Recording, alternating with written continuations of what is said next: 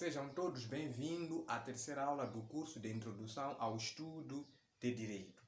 Neste vídeo, iremos abordar a respeito da lei, que eu acredito não é um termo novo na sua vida, porque provavelmente você já ouviu, talvez despercebidos, a se falar na televisão, na rádio, a respeito do assunto. Sendo assim, o que é lei? Quais são os órgãos competentes para a aprovação de uma lei em Moçambique? Quais são as fases que uma lei percorre para chegar à sua entrada em vigor? Acompanhe neste vídeo a resposta para essas questões. A palavra lei é uma palavra que eu considero polissêmica, porque comporta vários significados, também é usada em vários sentidos. Mas eu aqui irei trazer duas grandes perspectivas que importam para o curso de Introdução ao Estudo de Direito, que é lei no sentido amplo ou geral, ou lei no sentido restrito. No sentido amplo, lei, como consta do artigo 1 do Código Civil, é um ato normativo que é emanado de um órgão estadual competente e imposto ao cumprimento obrigatório para todos cidadãos. Os exemplos que poderiam se dar de lei no sentido amplo são vários, mas eu irei dar alguns, como consta do artigo 142 da Constituição da República, que são o decreto-lei, a lei. Então, são atos normativos que emanam de uma autoridade. Lei também pode ser entendida numa perspectiva um pouco mais restrita, que é a que consta do artigo 142, número 2 da Constituição da República, que é um ato normativo emanado da Assembleia da República. Assim sendo, a diferença entre a lei no sentido restrito e no sentido amplo é: quando for um ato emanado exclusivamente da Assembleia da República, é lei no sentido restrito. Mas se for um ato normativo emanado de um órgão competente do Estado, podendo ser decreto e decreto-lei, aí entendemos lei num sentido amplo. A diferença entre lei no sentido amplo e no sentido restrito, cabe agora falar do processo de elaboração de uma lei no sentido restrito, que é o ato normativo emanado da Assembleia da República. O processo de elaboração de uma lei observa 4 grandes fases.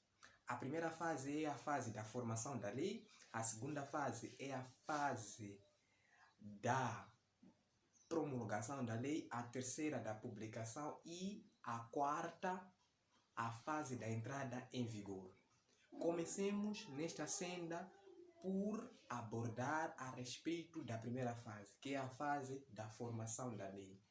Importa esclarecer ou trazer aqui à tona quais são as entidades ou os órgãos que têm o impulso legislativo, que podem dar início ao processo de elaboração de uma lei, que são, nos termos do artigo 182 da Constituição da República, os deputados, as bancadas parlamentares e as comissões da Assembleia da República.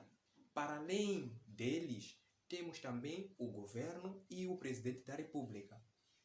Quando a futura lei emanar do governo ou do presidente da República, designa-se por proposta de lei. Mas quando a futura lei emanar dos deputados, das bancadas parlamentares ou das comissões da Assembleia da República, designa-se por projeto-lei.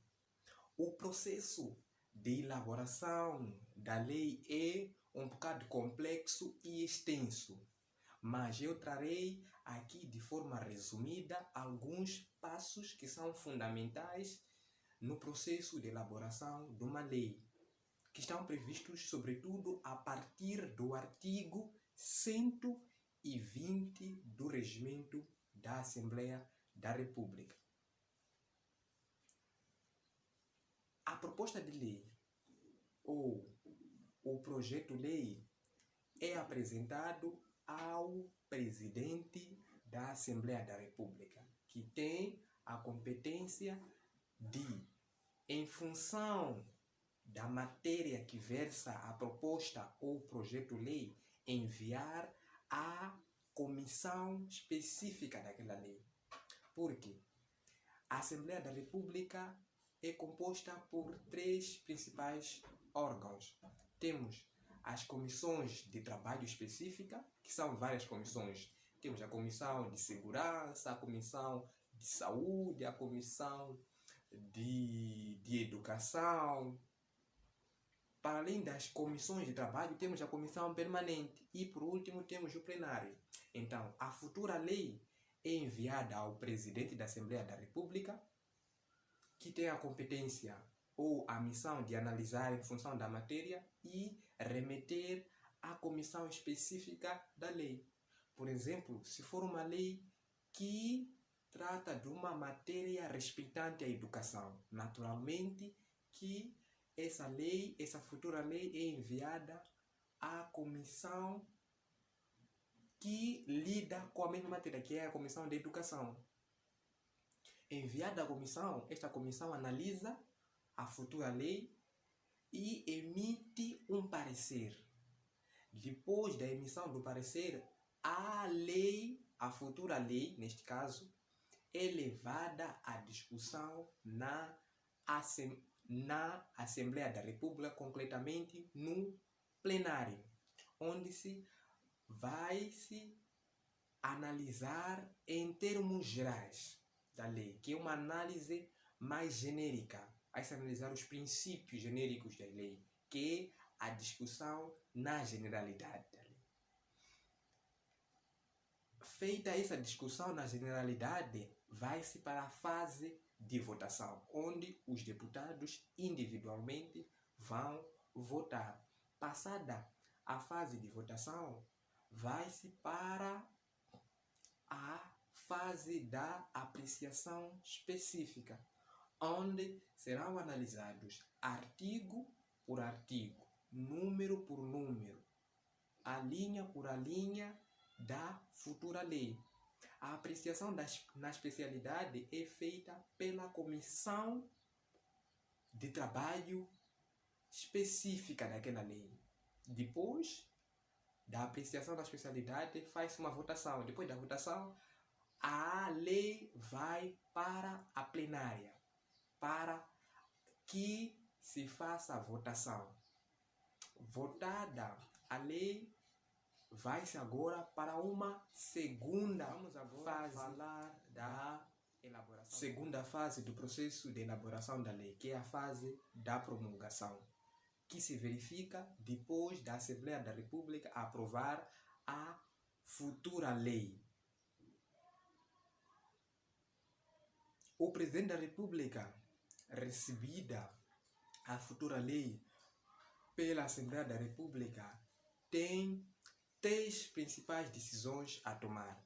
A primeira decisão é promulgar, que é o ato de aceitar a lei e mandar publicar. Para além de promulgar, o Presidente da República também pode vetar, que é recusar-se e mandar devolver a futura lei à Assembleia da República para a questão de retificação. Para além de vetar, o Presidente da República pode remeter a futura lei ao Conselho Constitucional, para que o Conselho Constitucional verifique se esta futura lei irá ou não violar os princípios fundamentais da Constituição. Nos casos em que verificar, o Presidente da República é obrigado a recusar-se a aceitar a lei e mandar devolver à Assembleia da República. O processo de elaboração da lei é a fase da entrada em vigor. O tempo que dura desde a publicação até a entrada em vigor designa-se por período da vacatura da lei. Este período dura, em regra geral, 15 dias, mas situações já em que este período pode ser superior ou inferior, o que significa que na própria lei existem situações em que o legislador fixa quais são os dias que devem separar entre a publicação e a entrada em vigor. Sendo assim, há leis que duram, por exemplo, 180 dias desde a sua publicação até a entrada em vigor. Como é, por exemplo, dos códigos, que geralmente duram 180 dias para entrarem em vigor. Este período dedica-se geralmente para que todos os cidadãos possam ter conhecimento da nova lei. Mas há situações em que uma lei entra em vigor no próprio dia da sua publicação. Muito obrigado pela sua atenção dispensada. Se inscreva no meu canal e ative o sino das notificações para que possa estar a par de todos os vídeos que eu irei postar neste canal.